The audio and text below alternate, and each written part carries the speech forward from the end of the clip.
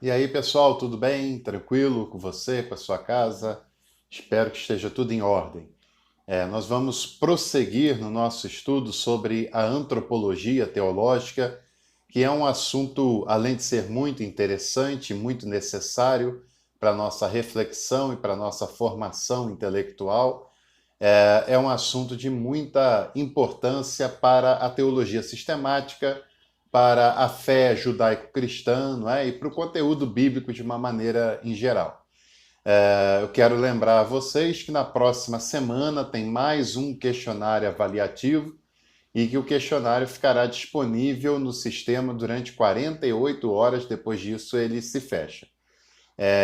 Aproveito também para lembrar a vocês de acompanhar o nosso plano de ensino, e aí você precisa acrescentar 2 dias às datas que lá estão, porque no início do semestre essa disciplina era às quartas e depois passou para as sextas-feiras, tá bom? Muito bem, nas primeiras semanas os nossos vídeos falavam sobre a antropologia cultural, principalmente. Falávamos sobre a definição de antropologia, que é o estudo sobre o ser humano, sobre o homem, a mulher. Falávamos sobre as relações desse ser humano no ambiente em que ele mora, no ambiente em que ele habita. Falamos sobre a diferença entre o que é natural e o que é cultural, entre natureza e cultura. E natureza é tudo aquilo que não tem intervenção do homem, é aquilo que acontece espontaneamente, é aquilo que a natureza faz por conta própria, é aquilo que não tem planejamento, né, que é da própria natureza. E cultura é o oposto disso.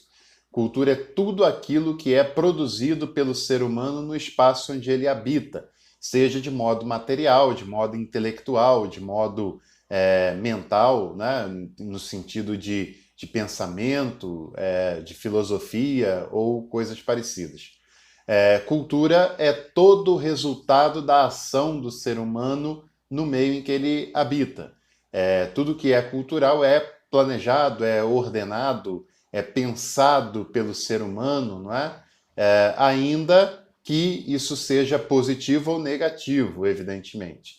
Então, cultura tem muitos valores, evidentemente, tem muitos pontos favoráveis, cada sociedade tem a sua cultura, cada país tem a sua cultura e, menos do que isso, cada estado, cada cidade, cada bairro, cada rua, cada condomínio, cada casa, cada família acaba tendo, claro, elementos culturais que são comuns a uma análise maior, não é? Seja a nível nacional ou até maior do que isso, mas é claro que cada casa que seja tem os seus traços culturais próprios, né? Suas características culturais que são muito particulares nesse caso. A gente falava também sobre família, que a família ela é composta pela sociedade, a sociedade que vai cedendo membros das suas famílias iniciais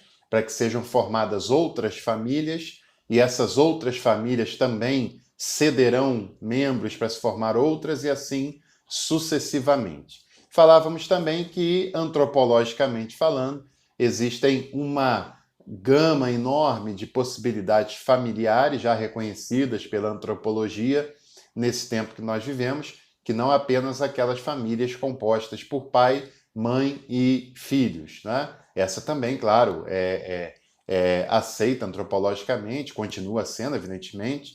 Quando a antropologia pretende dar o reconhecimento e estudar, na verdade, não é bem reconhecimento, mas é o estudo de várias outras construções familiares, ela não está desprezando outras, né?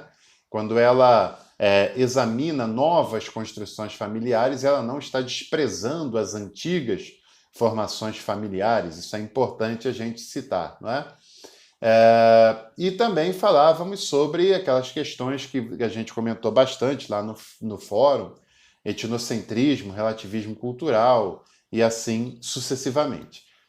Para falar de antropologia teológica, é importante que a gente pense em algumas questões, tá certo? As questões, por exemplo, de que o ser humano ele foi criado por Deus, pelo Deus Criador, né?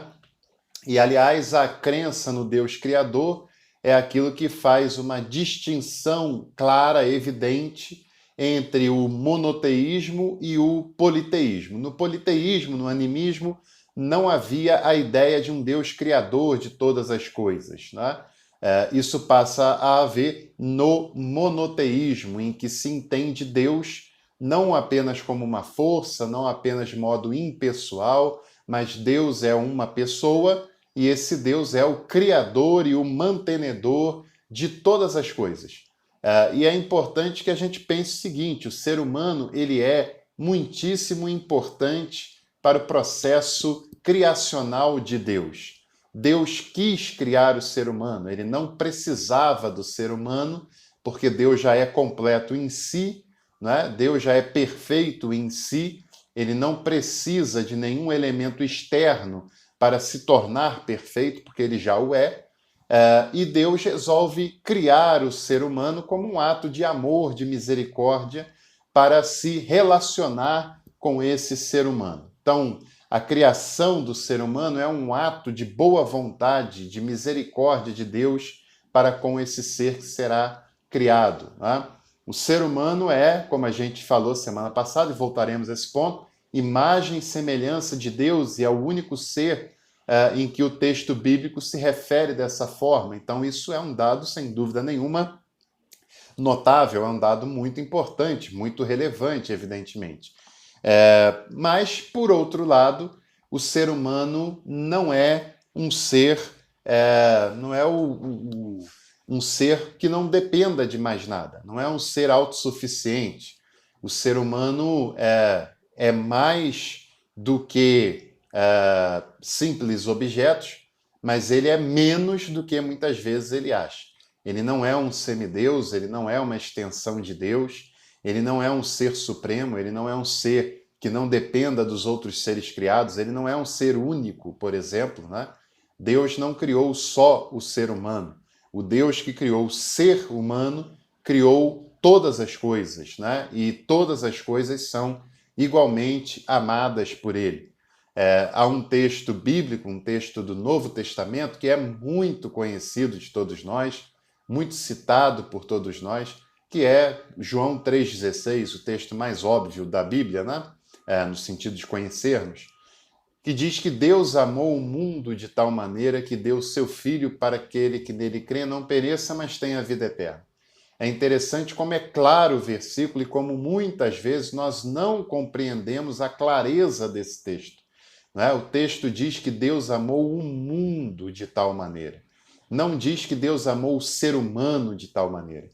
O ser humano é alvo do amor de Deus, é alcançado pelo amor de Deus, é para ele também que Deus enviou o seu Filho, mas não é unicamente para ele, não é exclusivamente para ele.